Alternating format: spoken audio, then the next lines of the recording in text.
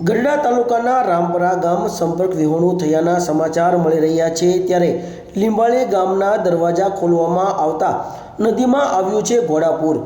લીંબાળી, ઇતરિયા, વાવડી, કેરાળા, રોજમણ સહિતના ગામોમાં ધોધમાર વરસાદ પડતા રામપરા નદીમાં ઘોડાપૂર આવ્યું છે।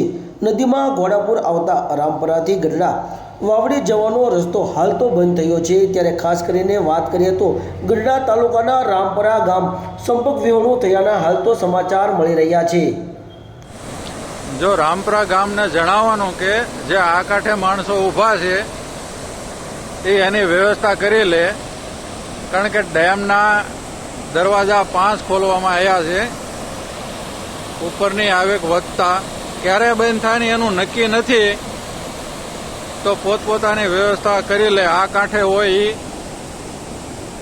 એની વ્યવસ્થામાં રહે। જય હિન્દ।